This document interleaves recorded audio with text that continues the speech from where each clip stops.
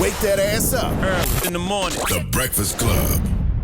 Morning, everybody. It's DJ NV, Just Hilarious, Charlamagne the Guy. We are the Breakfast Club. Let's get some front page news. A lot to watch in the top of the year. Speaking of which, our government, for sure. Are we ready with that?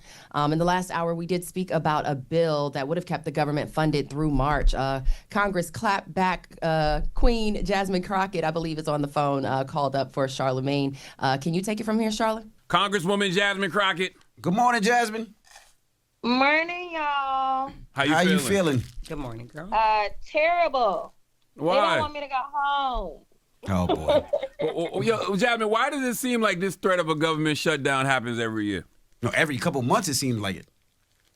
Yeah, you're right. It has been an ongoing every couple of months type of situation, but we always made it through. But this time, I don't know what's going to happen. Listen, we don't have elections, so they didn't already got elected. They sure that everybody going to forget in 2 years, like everybody forgot 4 years later, all the crap that we went through with Trump. And so now they're talking about shutting down the government. So when y'all get stuck at the airport trying to get home, hey, y'all know who to blame. So can you break down what exactly that means? Because when people hear it, we hear it so much, it really means nothing anymore. So when they talk about shutting down the government and we see millions sent to all these different countries, what does shutting down the government actually really mean?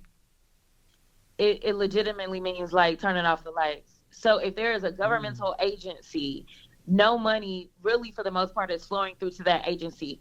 So when you think about our military, whether our troops are here or abroad, they're not getting money.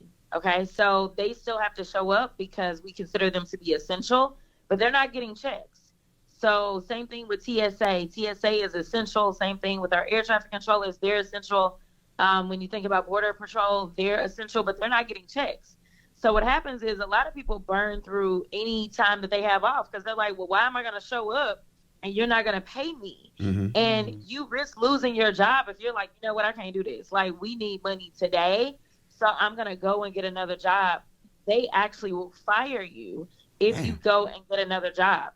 So for anybody that is receiving Section 8 benefits or trying to get benefits, you may not necessarily get that because there's nobody there processing that. If you're trying to get your veterans benefits, you may not get that. So any and everything that the federal government touches, it stops. Damn. Well, whose fault is this, Jasmine? Because, you know, a Democrat says it's Republicans' fault. I saw J.D. Vance and Trump saying yesterday it was Democrats' fault. So whose fault is it when Congress doesn't want to do things like raise the nation's debt ceiling? Okay, so the debt ceiling is completely different. Oh, okay. So this is something different. Yeah, the debt ceiling is different, but he's trying to throw that into our budget, okay? Okay. So basically, like, just pretend like you paying your bills for the month.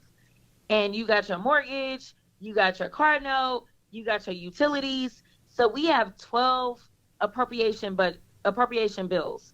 We haven't gotten through our budget.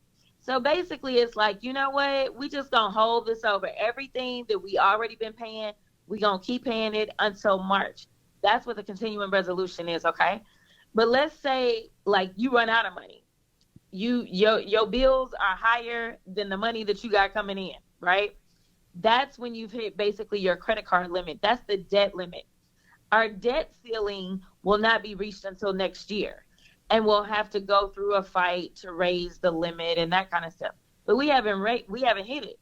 When they decided to get rid of Kevin McCarthy, it was Trump that was like, y'all need a new speaker because he raised the debt ceiling. But he knows that he's about to run up our debt like he did the first time. So he wants to raise it before we've even hit the limit because he wants to run up our debt, taking care of all these rich folk that he's putting into his administration. Oh, okay. So what do you think about when Elon Musk said the government should shut down until Trump becomes president? What do you think about that? Listen, considering the fact that they don't know how government works, I'm just going to say that things will get real spicy if that happens. So, listen, I don't see us shutting down that long. I mean, if the Republicans are that ignorant, so be it. But this is what happens when you put very rich people over the government because they don't care about the rest of us. They're not going to feel the same pain.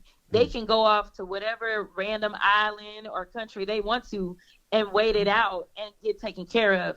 That is not the case for the average American. So, I mean, I just want y'all to understand that Elon Musk is puppeteering Donald Trump right now. He bought that presidency. For anybody that thought they were electing their homeboy, somebody who was going to take care of them, he ain't consulted with y'all. It's Elon that's calling the shots. So what can people do? What can people do? Can they do anything, or we just have to sit back and just take it?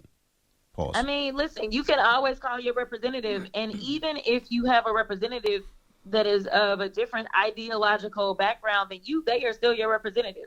So I would say put in the calls, because that's how you get elected. We don't get elected by Elon. We don't get elected by Donald Trump. We get elected by the people that are in our districts. So it's important that we hear from them and they say, listen, do not shut the government down. Hey, Jasmine, I got 2 more questions.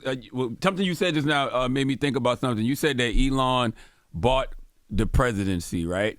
Elon spent what? How much they said he spent on Trump's campaign? Like $200 million? No, $250 million. $250 million. $250 billion. So how does that get you? A presidency, but the over $1 billion that the VP raised doesn't? Yeah, because there was a complete difference when you got one person that is spending that much money. That is who his allegiance is to. I appreciate everybody that donated to the VP, because that was a consolidated $1 billion.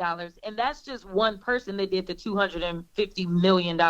We're talking about he still got plenty of money from other people, but the only person that he clearly is listening to and rewarding right now is Elon. What do you want to see the Biden administration do over the next 30 days before they get out? Well, one of the things that I just sent off to the president was a letter about the crack cocaine disparities. So we know that back in the day, it was 100-1 difference when it came to crack cocaine. We know under Obama, it was reduced to 18-1. And as they've prosecuted those cases, it's been 1-1. But there's a lot of people that are still stuck in prison right now that have that 18-1 disparity. I'm asking that all of those sentences be recalculated to a 1-1. And we have the numbers, and thousands of people would actually get out of prison, and another few more thousand people would actually have their sentences reduced. And honestly, anything that he can do to make Trump's transition more difficult, I'm here for it. Well, thank you so much. So you don't want a peaceful transfer of power?